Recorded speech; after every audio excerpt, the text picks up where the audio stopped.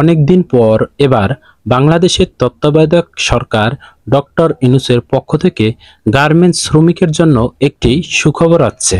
Doctor Yunus জানিয়েছে, যারা শ্রমিকদের পাওনা বুঝিয়ে না দিয়ে ফ্যাক্টরি বন্ধ করে বিদেশে অবস্থান নিয়েছেন তাদের বিরুদ্ধে রেড অ্যালার্ট জারি করে তাদেরকে দেশে ফিরে এনে আইনের আওতায় শাস্তি এবং শ্রমিকদের ন্যায্য পাওনা বুঝিয়ে দেওয়া হবে।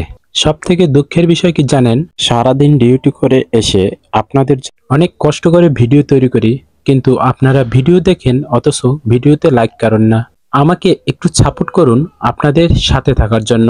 ভিডিওটি লাইক শেয়ার করে সকলের কাছে পৌঁছে দেওয়ার অনুরোধ রইল। এখন বিস্তারিত। 3 পোশাক কারখানার 4 মালিকের বিরুদ্ধে ইন্টারপোল রেড নোটিশ জারির উদ্যোগ নিয়েছেন বাংলাদেশ তত্ত্বাবধায়ক সরকার।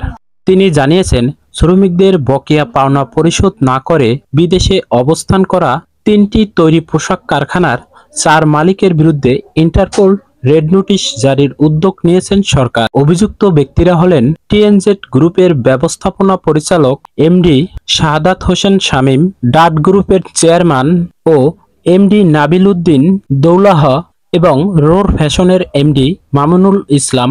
শ্রম মন্ত্রণালয় থেকে সংবাদ বিজ্ঞপ্তির মাধ্যমে এই বিষয়টি জানানো হয়েছে।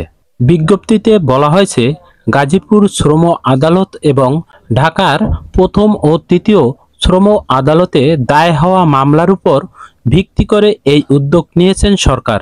এ বিষয়ে শ্রম ও কর্মসংস্থান উপদেষ্টা brigadier general M Sakhawat Hossain বলেছেন, শ্রমিকদের ন্যায্য অধিকার রক্ষায় আমরা দৃঢ় প্রতিজ্ঞাবদ্ধ।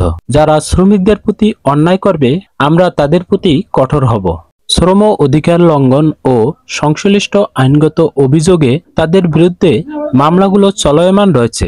অভিযুক্ত ব্যক্তিদের দেশে ফেরত এনে শ্রমিকদের বকেয়া বেতন ভাতা দেওয়ার জন্য সরকার এই উদ্যোগ গ্রহণ করেছেন। গার্মেন্টস শ্রমিকের পক্ষ থেকে পিটিভি পপি স্টুডিও।